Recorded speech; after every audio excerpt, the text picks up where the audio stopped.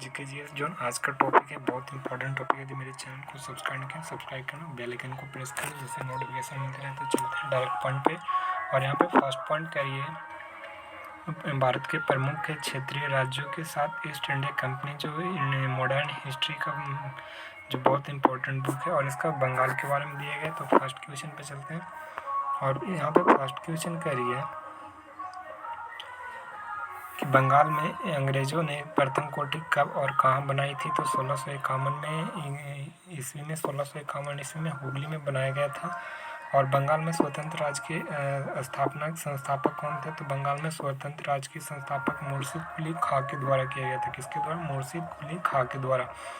और मुर्शिद कुली खां के बंगाल का दीवान तथा नायब गवर्नर का पद किसने दिया था। तो औरंगजेब के द्वारा मुर्शिद कुली खां को बंगाल का दीवान तथा नायब गवर्नर का पद दिया था। औरंगजेब के द्वारा दिया गया था बंगाल के नवाब के द्वारा। और नेक्स्ट करिए कि मुर्शिद कुली खां ने बंगाल की राजधानी को ढाका से हटाकर कहाँ स्थानांतरित कर दिया गया था। तो मुर्शिदाबाद में कर दिया गया था।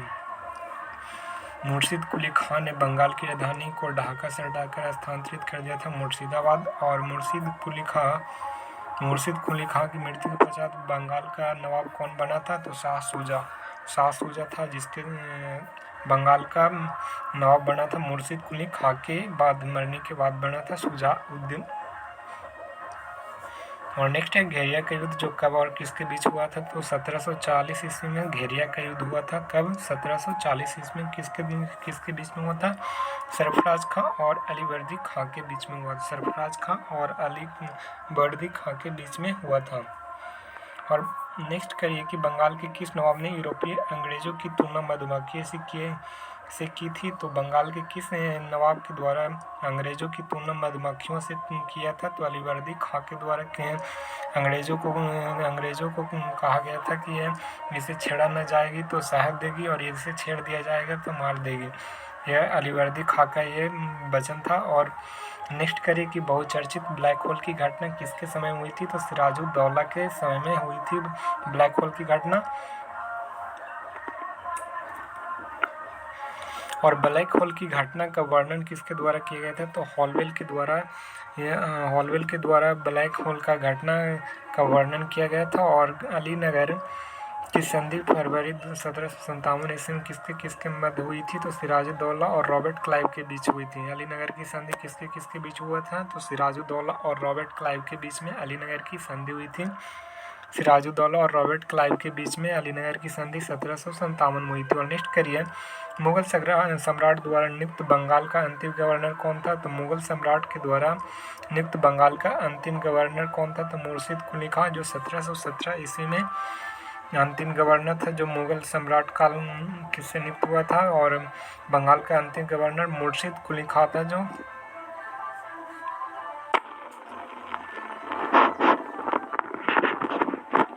और बंगाल के अंतिम नवाब कौन था। तो बंगाल का अंतिम नवाब था फारुखसियर था। और अंतिम मुगल शासक फारुखसियर के शासनकाल में मुर्शिद कुली खां ने बंगाल का अंतिम गवर्नर नियुक्त हुए थे। और नेक्स्ट किसने अपनी राजधानी ढाका से मुर्शिदाबाद बनाई थी। तो मुर्शिद कुली खां के द्वारा क्या हुआ। तो इसने ढाका से मुर्शिदाबाद स्थानांतरित कर दी थी राजधानी। और नेक्स्ट करिए अलीवर्दी खान के बाद बंगाल का नवाब कौन बना। तो सिराजुद्दौला है जो अलीवर्दी खान के बाद बंगाल का नवाब बना। सिराजुद्दौला कब बना था। 1756 ईस्वी में अलीवर्दी खान के बाद बंगाल का नवाब बना सिराजुद्दौला 1756 ईस्वी में। और नेक्स्ट करिए किस युद्ध ने ब्रिटिश में प्रभुत्व को प्रारंभ किया। तो प्लासी युद्ध, यानी प्लासी युद्ध कब हुआ था। तो 23 जून 1757 ईस्वी को प्लासी का युद्ध हुआ था। और इसने ब्रिटिश का प्रभुत्व स्थापना हुई थी इसी युद्ध के कारण। और प्लासी के युद्ध के मैदान कहाँ स्थित है। तो पश्चिम बंगाल में। और कौन सा जिला है। तो प्लासी का युद्ध का मैदान जो पश्चिम बंगाल के नादिया जिला में स्थित है। और इंग्लैंड ईस्ट इंडिया कंपनी का भारत में प्रथम निर्णायक सैन्य सफलता किसे मानी जाती है। तो प्रथम निर्णायक सैन्य सफलता मानी जाती है प्लासी का युद्ध को। सैन्य सफलता का प्रथम निर्णायक युद्ध माना जाता है प्लासी के युद्ध को। और नेक्स्ट करिए कि प्लासी की लड़ाई किस नदी के तट पर हुई थी, तो भागीरथी की नदी पर हुई थी प्लासी की युद्ध। और सिराजुद्दौला और रॉबर्ट क्लाइव के बीच किस युद्ध में परास्त हुआ था, तो सिराजुद्दौला प्लासी के युद्ध में। और प्लासी के युद्ध के बाद अंग्रेजों ने किसे बंगाल का नवाब बनाया था, तो प्लासी के युद्ध अंग्रेजों के द्वारा मीर जाफर को बंगाल का नवाब बनाया था। किसे? मीर जाफर को अंग्रेजों के द्वारा नवाब बनाया गया था, मीर जाफर को। नेक्स्ट क्वेश्चन करिए कि किसके अनुसार प्लासी का युद्ध एक सौदा था जो जिसमें बंगाल के धनी सेठ और मीर जाफर के नवाब अंग्रेजों के हाथ बेच दिया था। तो के.एम. पनिक्कर के अनुसार कहा गया है कि प्लासी का युद्ध एक सौदा था जिसमें बंगाल के सेठों तथा मीर जाफर ने नवाब को अंग्रेजों के हाथ क्या किया, तो बेच दिया, बंगाल को अंग्रेजों के हाथ बेच दिया था। इसे यह कथन किसका, तो के.एम. पनिक्कर के यह अनुसार यह कथन कहा गया था। और किसे स्वर्ग का सेनानायक कहा जाता है, रॉबर्ट क्लाइव को, जो विलियम पिट द्वारा कहा गया था। स्वर्ग का सेनानायक किसके द्वारा कहा गया था, तो विलियम पिट के द्वारा कहा गया था। और सेनानायक कौन था, तो रॉबर्ट क्लाइव। और भारतवर्ष में ब्रिटिश साम्राज्य का संस्थापक कौन था, तो ब्रिटिश साम्राज्य का संस्थापक रॉबर्ट क्लाइव था। और नेक्स्ट यहाँ पे करिए कि किसने अपनी राजधानी मुर्शिदाबाद से मुंगेर स्थानांतरित की थी, तो मीर कासिम था, जो मुर्शिदाबाद से मुंगेर स्थानांतरित किया था मीर कासिम। मीर कासिम को बंगाल का नवाब बनाए जाने की घटना को किस गवर्नर ने 1760 ईस्वी की क्रांति से संज्ञा दी थी, तो बेंसी टार्ट था। बेंसी टार्ट था जो मीर कासिम को बंगाल का नवाब बनाए जाने की घटना को गवर्नर ने 1760 ईस्वी की क्रांति की संज्ञा दिया था। 1760 ईस्वी की क्रांति की संज्ञा दी थी बेंसी टार्ट के द्वारा 1760 में। और नेक्स्ट करिए कि बक्सर के युद्ध के समय दिल्ली का शासक कौन था, तो शाह आलम द्वितीय था। जो बक्सर के समय दिल्ली का शासक कौन था, तो शाह आलम द्वितीय था। और बक्सर की लड़ाई के समय बंगाल का नवाब कौन था, तो बक्सर के समय बंगाल का नवाब था मीर जाफर। और बक्सर के युद्ध के समय अवध का नवाब कौन था, तो बक्सर के युद्ध के समय अवध का नाम शुजाउद्दौला था। और बक्सर के बंगाल के नवाब था। बक्सर के युद्ध के समय बंगाल के नवाब मीर जाफर था और अवध के नवाब शुजाउद्दौला था। बक्सर युद्ध कब हुआ था, तो 22 अक्टूबर 1764 ईस्वी में। 22 अक्टूबर 1764 में बक्सर युद्ध हुई थी। और किस युद्ध को भारत में अंग्रेजों के आधिपत्य की स्थापना की दृष्टि से सबसे महत्वपूर्ण समझा जाता, तो बक्सर के युद्ध को अंग्रेजों की दृष्टिकोण से और भारत राज्य का आधिपत्य की स्थापना की दृष्टि से सबसे महत्वपूर्ण समझा जाता बक्सर का युद्ध। और नेक्स्ट करिए, अंग्रेज ईस्ट इंडिया कंपनी द्वारा लड़े गए युद्धों में सर्वाधिक निर्णायक युद्ध कौन था, तो बक्सर युद्ध था, जो सर्वाधिक निर्णायक युद्ध माना जाता है अंग्रेजों के द्वारा। और प्लासी की अपेक्षा बक्सर को भारत में अंग्रेजी प्रभुता को जन्मभूमि मानना कहीं अधिक उपयुक्त होती है। यह कथन किसके द्वारा कहा गया कि प्लासी की अपेक्षा बक्सर को भारत में अंग्रेजी प्रभुता की जन्मभूमि मानना कहीं अधिक उपयुक्त है। पी. रॉबर्ट्स के द्वारा कहा गया था कि प्लासी युद्ध के तुलना में बक्सर युद्ध है जो अंग्रेजों का प्रभुत्व स्थापना करने में सबसे महत्वपूर्ण कहा गया है। और इसमें यह कथन किसके द्वारा, तो पी. रॉबर्ट्स के द्वारा कहा गया था। बक्सर के युद्ध के समय मीर कासिम की सेना को पराजित करने वाले अंग्रेजी सेना का अध्यक्ष कौन था, तो major Hector Munro. Major Hector Munro था जो मीर कासिम की सेना को पराजित करने वाले अंग्रेजी सेना का अध्यक्ष कौन था, तो मेजर हेक्टर मुनरो था, जो मीर कासिम के जो बंगाल का नवाब था। मीर कासिम जो बक्सर के युद्ध के समय जो अंग्रेजों की तरफ से सेना का अध्यक्ष कौन था, तो मेजर हेक्टर मुनरो था। सम्राट शाह आलम द्वितीय ने ईस्ट इंडिया कंपनी को बंगाल तथा उड़ीसा की दीवान कब प्रदान किया था, तो 12 अगस्त 1765 ईस्वी में सम्राट शाह आलम द्वितीय के द्वारा ईस्ट इंडिया कंपनी को बंगाल, बिहार तथा उड़ीसा का दीवान प्रदान किया गया था। शाह आलम द्वितीय के द्वारा प्रदान किया गया था। और कब किया है, तो 12 अगस्त 1765 में। किस गवर्नर के कार्यकाल में ईस्ट इंडिया कंपनी को शहंशाह शाह आलम द्वारा बंगाल, बिहार और उड़ीसा की दीवान अधिकार दिया था, तो लॉर्ड क्लाइव के कार्यकाल में क्या हुआ, तो दिल्ली मुगल शासन के शासक था शाह आलम द्वितीय। शाह आलम के द्वारा क्या हुआ, तो बंगाल, बिहार और उड़ीसा का दीवान दे दिया। रॉबर्ट क्लाइव के उस टाइम के गवर्नर थे और दे दिया गया। और नेक्स्ट करिए, 1765 ईस्वी में दीवान प्रदान किए जाने के बाद ब्रिटिश सबसे पहले किस पर्वतीय जनजाति के संपर्क में आए थे, तो दीवान प्रदान किए जाने के बाद सबसे पहले ब्रिटिश जो पर्वतीय जनजाति के संपर्क में आया था वो खासी जनजाति थी। कौन सी जनजाति? खासी जनजाति, जो सिलहट बंगाल में पाई जाती थी। और इलाहाबाद की संधि 1765 ईस्वी में हुई थी। इलाहाबाद की प्रथम संधि किसके मध्य हुआ था? तो मुगल सम्राट शाह आलम द्वितीय और अंग्रेज के गवर्नर रॉबर्ट क्लाइव के बीच में हुई थी। इलाहाबाद की संधि कब हुआ था? 12 अगस्त 1765 में। और नेक्स्ट यहाँ पे दिए है कि इलाहाबाद की द्वितीय संधि किसके मध्य हुआ था? तो रॉबर्ट क्लाइव और अवध के नवाब शुजा-उद-दौला के बीच में। प्रथम हुआ था शाह आलम द्वितीय और रॉबर्ट क्लाइव के बीच 12 अगस्त 1765 में। और 4 दिन के बाद दूसरी द्वितीय संधि हुई थी इलाहाबाद की, जो क्लाइव और अवध के नवाब शुजा-उद-दौला के बीच में हुई थी। 16 अगस्त 1765 में दूसरी संधि हुई थी। और नेक्स्ट करिए, इलाहाबाद की संधि के रॉबर्ट क्लाइव ने मुर्शिदाबाद का उप दीवान किसे बनाया था? तो मोहम्मद रजा खान को इलाहाबाद की संधि के बाद रॉबर्ट क्लाइव ने मुर्शिदाबाद का उप दीवान किसे बनाया था? तो उप दीवान बनाया था मोहम्मद रजा खान को बनाया था। मोहम्मद रजा खान को बनाया गया था। और नेक्स्ट करिए, इलाहाबाद की संधि के बाद रॉबर्ट क्लाइव ने बिहार का उप दीवान किसे बनाया? तो राजा सिताब राय को। इलाहाबाद की संधि के बाद रॉबर्ट क्लाइव ने बिहार का उप दीवान किसे बनाया? तो राजा सिताब राय को। और बंगाल का मुर्शिदाबाद का दीवान बनाया गया था उप दीवान मोहम्मद रजा खान को। और बिहार के उप दीवान बनाया गया था किसे? राजा सिताब राय। राजा सिताब राय तो जो बिहार के थे, और बंगाल के कौन थे? तो मोहम्मद रजा खान। और यहाँ पे दिए गए प्रथम युद्ध और तथा उनके वर्ष दिए गए। तो अकबर के युद्ध कब हुआ था? 1749 में। और इसके मुजफ्फर जंग और चंदा साहब तथा फ्रांसीसी और कर्नाटक के नवाब अनबरुद्दीन के मध्य हुआ था। वहाँ के शासक खान अंबर की युद्ध में 1749 में हुआ था, जो अगस्त के दौरान हुई थी 1749 में। और मुजफ्फर जंग चंदा साहब और तथा फ्रांसीसी थे, और कर्नाटक के नवाब अबरुद्दीन के मध्य में हुए थे अंबुर का युद्ध। और कब हुई थी? 1749 में अंबुर की युद्ध हुई थी। और नेक्स्ट है प्लासी का युद्ध 23 जून 1757 में हुआ था, जो अंग्रेज तथा बंगाल के नवाब सिराजुद्दौला के मध्य में हुआ था। और बांडीवास का युद्ध कब हुआ था? तो बांडीवास का युद्ध जनवरी 1760 में हुआ था, जो अंग्रेज और फ्रांसीसी के बीच में हुआ था। और बेदरा का युद्ध 1759 में हुआ था, और अंग्रेज और डच के बीच में हुआ था बेदरा का युद्ध। और बक्सर का युद्ध 22 अक्टूबर 1764 में हुआ था, और मीर कासिम शुजा-उद-दौला तथा शाह आलम द्वितीय और अंग्रेज के मध्य में हुआ था।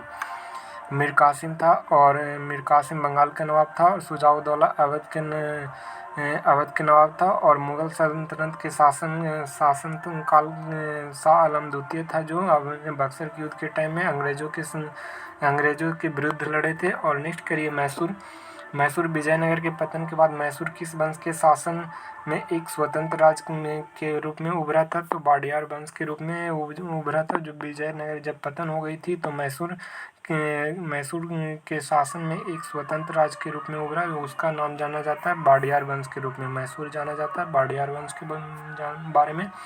और मैसूर राज्य की वास्तविक शक्ति 18वीं सदी में किसके हाथ में थी? तो सेनापति देवराज और राजस्व मंत्री नंदराज के बीच में थी। मैसूर राज्य का वास्तविक शक्ति किसके पास थी? तो सेनापति कौन था? तो देवराज। और मंत्री कौन था? तो राजस्व मंत्री था नंदराज के बीचों में मैसूर का वास्तविक शक्ति थी, जो 18वीं सदी के दौरान थी। और हैदराबाद डिंडीगुली का फौजदार कब बना था? तो 1755 में हैदर अली ने डिंडीगुल का फौजदार बना था। 1755 में हैदर अली बना था, डिंडीगुल का फौजदार नियुक्त किया गया था। और किसकी सहायता से हैदर अली ने 1755 ईस्वी में डिंडीगुल में एक आधुनिक सस्ता घर की स्थापना किया था? तो फ्रेंच विशेषज्ञ के द्वारा किया हुआ। तो हैदर अली ने डिंडीगुल में 1755 ईस्वी में आधुनिक सस्ता घर की स्थापना किया था। किसने? तो हैदर अली ने के द्वारा किया गया था। हैदर अली मैसूर का वास्तविक शासक कब बना था? 1761 में हैदर अली था जो मैसूर का वास्तविक शासक बना था। हैदर अली 1761 ईस्वी में। और प्रथम आंग्ल मैसूर युद्ध कब हुआ था? तो 1767 से लेकर 1769 के बीच में प्रथम आंग्ल मैसूर हुआ था। और प्रथम आंग्ल मैसूर युद्ध कौन विजय हुआ था? तो हैदर अली था। और हैदर अली अंग्रेज के साथ की संधि पर हस्ताक्षर किया, और जिससे दोनों के उभयनिष्ठ शत्रु मराठों के विरुद्ध परस्पर मदद के लिए सहमत हो गए। तो मद्रास की संधि हुई थी, जो हैदर अली और अंग्रेजों के बीच हुआ था। और किसके विरुद्ध में? तो मराठों के विरुद्ध में। यदि मराठे आक्रमण करते हैं, तो हैदर हैदर अली को अंग्रेज क्या करेगी तो मदद करेगी। और ये कब, जिसे मद्रास की संधि कहा गया, और इस समझौते में 1769 ईस्वी में हुई थी मद्रास की संधि। और नेक्स्ट करिए कि हैदर अली ने स्वयं को मैसूर का राज्य कब घोषित किया, तो 1776 ईस्वी में मैसूर का राज्य घोषित किया था। हैदर अली को मैसूर का राजा कब घोषित किया था, 1776 में। और हैदर अली की मृत्यु कब हुई थी, 7 दिसंबर 1782 ईस्वी में हैदर अली की मृत्यु हुई, 7 दिसंबर 1782 ईस्वी में। और नेक्स्ट करिए कि द्वितीय आंग्ल मैसूर युद्ध कब हुआ था, तो द्वितीय आंग्ल मैसूर युद्ध 1782 से लेकर 1784 ईस्वी के बीच में हुआ था। और इसे मैंगलोर के संधि के साथ किया गया, तो इसे युद्ध को शांत किया गया था। द्वितीय आंग्ल मैसूर युद्ध 1782 से लेकर 1784 के बीच हुई थी, और मंगलौर की संधि 1784 में हुई थी। और नेक्स्ट करिए कि द्वितीय आंग्ल मैसूर युद्ध के दौरान अंग्रेज गवर्नर कौन थे, तो वारेन हेस्टिंग्स थे। द्वितीय आंग्ल मैसूर युद्ध के दौरान अंग्रेज का गवर्नर जनरल वारेन हेस्टिंग्स थे, जो वारेन हेस्टिंग्स की कार्यकाल 1780 से 84 के बीच में आए थे। और नेक्स्ट यहाँ पे करिए कि टीपू सुल्तान किस गवर्नर जनरल ने हैदर अली को पोर्टो नोवा के युद्ध में हराया था, तो जनरल आयरकुट था जो हैदर अली को पोर्ट नेवा के युद्ध में हराया था, जनरल आयरकुट। और कब हुआ था, तो 1 जुलाई 1781 में हुई थी पोर्ट नेवा के युद्ध। 1 जुलाई 1781 में पोर्ट नोवा का युद्ध हुआ था, 1 जुलाई 1781 में। टीपू सुल्तान ने ब्रिटिश सेना को कहाँ हराया था, तो पोलीलूर में। टीपू सुल्तान ने ब्रिटिश सेना को कहाँ हराया था, तो पोलीलूर में। और हेक्टर मुनरो की सेना को इसने क्या किया, तो टीपू सुल्तान के द्वारा हराया गया था। हेक्टर मुनरो की सेना थी और पोलीलूर में हराया था। और नेक्स्ट, टीपू सुल्तान ने अपनी राजधानी कहाँ बनाई थी, तो श्रीरंगपट्टनम में टीपू सुल्तान अपनी राजधानी बनाई थी। और किस भारतीय शासक ने विदेशों में आधुनिक पद्धति का दूतावास स्थापित किया, तो टीपू सुल्तान था जो विदेशों में आधुनिक पद्धति के अनुसार आधुनिक दूतावास की स्थापना किया था। और किस स्थान पर टीपू ने जैकोबिन क्लब बनाने की प्रस्ताव स्वीकार किया था, तो श्रीरंगपट्टनम में टीपू सुल्तान के द्वारा यह प्रस्ताव रखा गया था कि जैकोबिन क्लब का निर्माण किया जाएगा। कहाँ, श्रीरंगपट्टनम में। और टीपू ने किस वर्ष पातशाह की उपाधि धारण किया, तो पातशाह की उपाधि धारण किया था टीपू सुल्तान के द्वारा 1787 ईस्वी में। टीपू सुल्तान के द्वारा पातशाह की उपाधि धारण किया गया था। और नेक्स्ट करिए कि तृतीय आंग्ल मैसूर युद्ध कब हुआ था, तो तृतीय आंग्ल मैसूर 1790 से लेकर 1792 के बीच में तृतीय आंग्ल मैसूर हुआ था, 1790 से लेकर 1792 के बीच में। और तृतीय आंग्ल मैसूर युद्ध किस संधि के द्वारा समाप्त किया गया, तब तृतीय जो श्रीरंगपट्टनम के संधि के द्वारा समाप्त किया गया था। और अंग्रेजों ने श्रीरंगपट्टनम की संधि किसके साथ की थी, तो टीपू सुल्तान के साथ की थी श्रीरंगपट्टनम के। तो इसका जुड़ा देते हैं ऊपर से। मामा से पहले मद्रास को है, फिर मंगलौर की संधि, फिर श्रीरंगपट्टनम की संधि, और चौथी में कोई संधि नहीं। टोटल 4 आंग्ल मैसूर युद्ध हुए थे। पहला 1746 से 48 के बीच में हुआ था, और दूसरा 1782 से लेकर 1784 के बीच में हुआ था, और तीसरा हुआ था 1790 से 92 के बीच में, और चौथा हुआ था 1799 में। और पहला में कौन थे, तो पहला में गवर्नर थे, दूसरा में वारेन हेस्टिंग्स थे, और तीसरा में लॉर्ड कॉर्नवालिस थे, और चौथा में लॉर्ड बेरीलस्ट था। और श्रीरंगपट्टनम में टीपू सुल्तान के द्वारा कॉर्नवालिस की संधि के बाद यह टिप्पणी की थी कि हमने अपने शत्रु को प्रभावशाली ढंग से पंगु बना दिया तथा साथियों को भी शक्तिशाली नहीं बनने दिया। और यह श्रीरंगपट्टनम की संधि में कॉर्नवालिस के द्वारा कहा गया था कि हमने अपने शत्रु के में प्रभावशाली ढंग से पंगु बना दिया तथा साथियों को शक्तिशाली नहीं बनने दिया। और यह श्रीरंगपट्टनम की संधि में 1792 में किया लॉर्ड कॉर्नवालिस के द्वारा कहा गया था। और चतुर्थ आंग्ल मैसूर युद्ध 1799 में हुआ था, और जो चतुर्थ आंग्ल मैसूर युद्ध के समय गवर्नर जनरल था लॉर्ड बेलजली थी। और तीसरा में कौन था, लॉर्ड कॉर्नवालिस था। चौथा में लॉर्ड बेलजली था। और दूसरा में था वारेन हेस्टिंग्स, और फर्स्ट में था बेरीलस्ट था। टीपू सुल्तान अंग्रेजों के साथ कभी युद्ध में मारा गया था, तो 4 मई 1799 में मारा गया था। और अंग्रेजों ने मैसूर पर नियंत्रण स्थापित करके शासक किसे बनाया था, तो कृष्णराज द्वितीय को। अंग्रेजों ने मैसूर पर नियंत्रण करके करके शासक किसे बनाया था? कृष्णराज द्वितीय यानी वडियार वंश को कहा गया स्थापित किया गया था। जब मैसूर नियंत्रण में अंग्रेजों के हाथ आ गई थी तो वहाँ के शासक कृष्णराज द्वितीय को बनाया था। अंग्रेजों ने किस मैसूर शासक के साथ सहायक संधि की थी? तो कृष्णराज द्वितीय के साथ क्या किया? तो अंग्रेजों ने मैसूर के शासक थे कृष्णराज द्वितीय ने और इसने क्या किया? तो अंग्रेजों के साथ सहायक संधि की थी कृष्णराज द्वितीय। और नेक्स्ट करिए कि प्रथम आंग्ल मैसूर युद्ध 1767 से 69 के बीच में हुई थी और दूसरा हुआ था 1780 से 84 के बीच में और तीसरा 1790 से लेकर 92 के बीच में और चौथा था जो 1799 में हुई थी। अवध के बारे में देखते हैं तो अवध के स्वायत्त राज का संस्थापक किसे माना जाता है? सआदत खान को।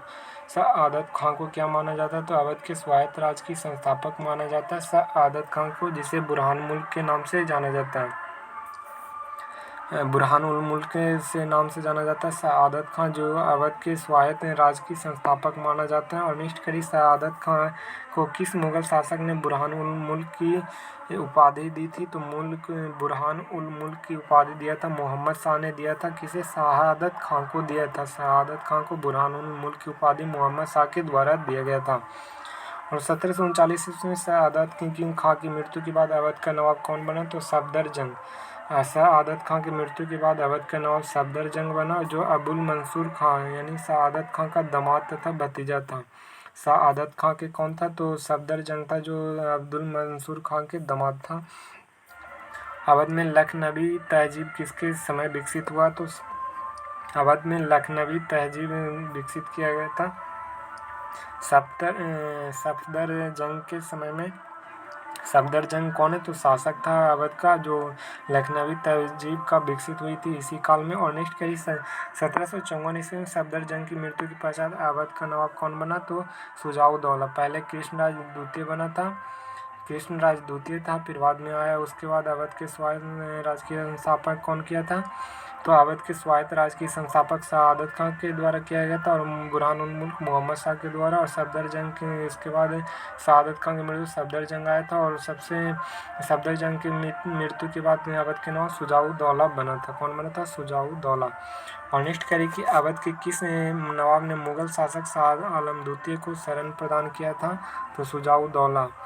शुजाउद्दौला ने मुगल शासक शाह आलम द्वितीय को शरण दिया था। अवध में कौन? शुजाउद्दौला के द्वारा अवध में शाह आलम द्वितीय को शरण दिया था। और नेक्स्ट करिए कि पानीपत की तृतीय युद्ध 1761 ईस्वी में हुआ था, जो शुजाउद्दौला ने किसके साथ दिया था? तो अहमद शाह अब्दाली के बीच में हुआ था पानीपत का तृतीय युद्ध, जो 1761 ईस्वी में हुआ था। और अंग्रेजों के विरुद्ध बक्सर के युद्ध में 1764 में शुजाउद्दौला को किसका साथ दिया था? तो मीर कासिम का। अंग्रेजों के विरुद्ध बक्सर के युद्ध में 1764 में शुजाउद्दौला ने किसके साथ दिया था? तो बंगाल के शासक मीर कासिम को सहायता दिया था। और नेक्स्ट करिए शुजाउद्दौला की मृत्यु के पश्चात अवध का नवाब अस्फाउद्दौला बना। शुजाउद्दौला की मृत्यु के बाद कौन बना? अस्फाउद्दौला। पहले कौन था? तो सआदत खान था, उसके बाद उसका दामाद आया सफदरजंग, फिर बाद में शाह शुजा, उसके बाद कौन आया था? तो उसके बाद आया था शुजाउद्दौला, उसके बाद उसफादौला। शुजाउद्दौला के बाद उसफादौला और सआदत खान के बाद कौन था? सफदरजंग, उसका दामाद था सआदत खान के। और नेक्स्ट करिए कि अवध के किस नवाब ने बेलजली की सहायता के साथ सहायक संधि स्वीकार किया था? तो उसने बेलजली के साथ सहायक संधि का स्वीकार किया था सआदत अली खान ने, जो अवध के शासक था। और अवध का अंतिम नवाब कौन था? तो बाजिद अली शाह। अवध का अंतिम नवाब किसे माना जाता है? तो बाजिद अली शाह को अवध का अंतिम नवाब माना जाता है। अवध का अंतिम नवाब किसे माना जाता है? तो बाजिद अली शाह को अवध का अंतिम नवाब माना जाता है, जो 1847 से 56 तक इसकी पीरियड काल थी। और नेक्स्ट करिए कि लॉर्ड डलहौजी ने किसकी रिपोर्ट के आधार पर अवध पर कुप्रशासन आरोप लगाकर 1856 ईस्वी में इसे अंग्रेजी राज में मिलाया था? तो ऑल्ट्रम की रिपोर्ट पर क्या किया? तो लॉर्ड डलहौजी ने अपनी रिपोर्ट के अनुसार क्या किया? तो इसने रिपोर्ट के अनुसार ऑल्ट्रम रिपोर्ट पर क्या किया? तो ऑल्ट्रम रिपोर्ट पर अंग्रेजी राज में मिला लिया था। कौन? कुप्रशासन के आरोप लगाकर लॉर्ड डलहौजी ने ऑल्ट्रम की रिपोर्ट पर अवध को कुशासन के आधार पर अंग्रेजों से शासक मिला लिया था। नेक्स्ट करिए अवध के कौन सा नवाब शायर और कथक नर्तक था? तो नवाब वाजिद अली शाह था। जो अवध के नवाब शायर और कथक नर्तक कौन था? तो नवाब वाजिद अली शाह। और नेक्स्ट कहते हैं कि 1857 ईस्वी को विद्रोह में विद्रोहियों ने किसे अवध का नवाब घोषित किया? तो बिरजिस कादिर। बिरजिस कादिर को 1857 के विद्रोह में अवध का नवाब घोषित किया। तो बिजरिस कादिर को घोषित किया था और वाजिद अली शाह का पुत्र था बिजरिस कादिर। बेगम समरू ने एक अति प्रसिद्ध चर्च का निर्माण किया था। तो बेगम समरू के द्वारा एक चर्च का निर्माण किया गया था जिसका नाम था सराधना, और मेरठ के निकट में यह सराधना था, जो मेरठ के निकट में उत्तर प्रदेश के मेरठ में, और यह सराधना नामक प्रसिद्ध चर्च का निर्माण किया था बेगम समरू के द्वारा करवाया गया था।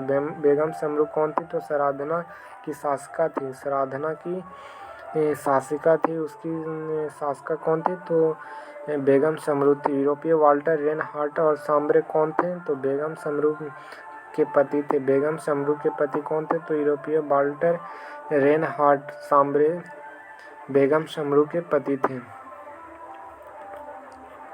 पानीपत के तृतीय युद्ध के बाद कौन पेशवा बना? तो माधव राव था। जो पानीपत के तृतीय युद्ध के बाद मराठा में पेशवा कौन बना था? तो माधव राव, जो 1761 से 1772 के बीच तक रहे थे।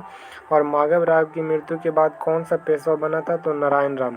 माधव राव की जब मृत्यु हो गई थी तो पेशवा बना 1772 ईस्वी में पेशवा बना था नारायण राव, जो माधव राव का सबसे छोटा बेटा था नारायण राव। और नारायण राव की हत्या किसने करवाई थी? तो रघुनाथ राघोबा, जो उसके चाचा थे। नारायण राव किसके चाचा थे? तो नारायण राव का हत्या किसने कराया था? तो उसके चाचा रघुनाथ राव या राघोबा के नाम से प्रसिद्ध है। और नेक्स्ट करिए कि नारायण राव की हत्या के बाद कौन पेशवा बन गया था? तो माघव नारायण राव। माघव नारायण था, जो नारायण राव की मृत्यु के बाद पेशवा बना माघव नारायण राव। और नेक्स्ट करिए कि भारत में अंग्रेज का सर्वाधिक विरोध किसने किया था? तो भारत के सर्वाधिक अंग्रेजों का विरोध मराठा के द्वारा किया गया था। और सूरत की संधि 1775 में किसके बीच हुआ था? तो रघुनाथ राव और अंग्रेजों के बीच में। किसके बीच में? रघुनाथ राव और अंग्रेजों के बीच में सूरत की संधि 1775 ईस्वी में हुई थी। कब हुई थी? तो 1775 ईस्वी में हुई थी। 1775 ईस्वी में सूरत की संधि हुई थी और रघुनाथ राव और अंग्रेजों के बीच में हुई थी। प्रथम आंग्ल मराठा युद्ध कब हुआ था? 1775 से लेकर 1782 के बीच में हुआ था आंग्ल मराठा युद्ध। और प्रथम आंग्ल मराठा युद्ध के दौरान अंग्रेजी गवर्नर कौन था? तो प्रथम आंग्ल मराठा के युद्ध के दौरान वारेन हेस्टिंग्स थे, जो 1775 से 82 के बीच में प्रथम आंग्ल मराठा युद्ध हुआ था। और वारेन हेस्टिंग्स की शासनकाल है जो 1774 से 85 के बीच तक रहती है। वारेन हेस्टिंग्स 1774 से 85 के बीच में। किस विधि द्वारा प्रथम आंग्ल मराठा युद्ध का अंत हुआ? तो सालवाई की संधि के द्वारा प्रथम आंग्ल मराठा की युद्ध का अंत हुआ। और द्वितीय आंग्ल मराठा युद्ध कब हुआ था? तो 1803 ईस्वी में द्वितीय 1803 में आंग्ल मराठा युद्ध हुआ था। 1803 और 5 के बीच में द्वितीय आंग्ल मराठा हुआ था। और प्रथम आंग्ल मराठा युद्ध कब हुआ था? तो प्रथम आंग्ल मराठा युद्ध 1775 से 82 में हुआ था प्रथम आंग्ल मराठा, और दूसरा हुआ था 1803 में। और उस टाइम प्रथम आंग्ल मराठा युद्ध में शासक था कौन? तो अंग्रेज का शासक था वारेन हेस्टिंग्स। और दूसरा में कौन था? तो दूसरा में था की संधि के द्वारा आंग्ल मराठा के युद्ध में सालवाई की संधि। द्वितीय मराठा युद्ध कब हुआ? 1803 से 5 के बीच में। और द्वितीय आंग्ल मराठा के युद्ध के दौरान गवर्नर जनरल आर्थर बेल्जली थी जो द्वितीय आंग्ल मराठा युद्ध के में हुआ था। और नेक्स्ट करिए तृतीय आंग्ल मराठा युद्ध कब हुआ? तो 1917 से 18 के बीच में हुआ था। 19 आंग्ल मराठा युद्ध के समय गवर्नर जनरल कौन था? लॉर्ड हेस्टिंग्स था। और तृतीय आंग्ल मराठा युद्ध 1817 से लेकर 1818 के बीच में हुआ था। तृतीय आंग्ल मराठा के युद्ध के दौरान वहाँ के शासक गवर्नर जनरल था लॉर्ड हेस्टिंग्स। तृतीय आंग्ल मराठा युद्ध के तत्कालीन कारण लॉर्ड हेस्टिंग्स का दमन की नीतियाँ और पिंडारियों का अंत है।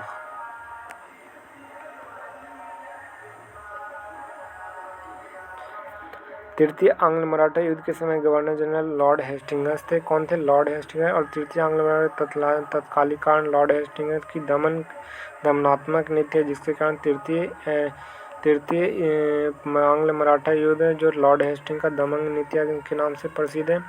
और पिंडारियों के विरुद्ध प्रत्यक्ष कार्रवाई किसने किया था? तो लॉर्ड हेस्टिंग्स के द्वारा पिंडारियों के विरुद्ध प्रत्यक्ष कार्रवाई शुरू किया था लॉर्ड हेस्टिंग्स। पिंडारियों की नियुक्ति मराठा सेना में किसके समय में शुरू हुआ? तो प्रथम बाजीराव प्रथम के समय में चिट्ठियों की नियुक्ति मराठा सेना में हुई थी। और नेक्स्ट करिए सूरत की संधि 1765 में सूरत की संधि हुई थी। जो 1775 में सूरत की संधि जो रघुनाथ राव और अंग्रेजों के बीच में हुआ था। सूरत की संधि 1775 ईस्वी में। और सालबाई की संधि 1782 में जो सिंधिया के मध्यस्थ से पूना दरबार तथा अंग्रेजों के बीच में हुआ था। पूना दरबार था और तथा अंग्रेजों के बीच में 1782 में सालबाई की संधि हुई। और 1803 ईस्वी में बाजीराव द्वितीय तथा अंग्रेजों के बीच में हुआ था देवगांव की संधि। और सुरजी अर्जुन गांव की संधि सिंधिया तथा अंग्रेज के बीच में हुआ था सुरजी अर्जुन गांव के संधि हुई थी। कब? तो सिंधिया तथा अंग्रेजों के बीच में हुई थी। राजपुर घाट की संधि होलकर तथा अंग्रेजों के बीच। राजपुर घाट की संधि होलकर तथा किसके बीच हुआ था? होलकर तथा अंग्रेजों के बीच। नागपुर की संधि भोसले तथा अंग्रेज के बीच हुआ था। भोसले तथा अंग्रेज के बीच में। ग्वालियर सिंधिया तथा अंग्रेजों के बीच हुआ था। ग्वालियर। मंदसौर की संधि 1818 में होलकर तथा अंग्रेजों के बीच में। मंदसौर की संधि। हैदराबाद के स्वतंत्र असफजाई वंश के संस्थापक थे। तो हैदराबाद के संस्थापक चिनकलीज खां को माना जाता है। चिनकलीज खां को किस नाम से जाना जाता है? तो निजामुल मुल्क के नाम से जाना जाता है। चिनकलीज खां को निजामुल मुल्क से प्रसिद्ध व्यक्ति हैं। और किस मुगल बादशाह ने निजामुतिलक।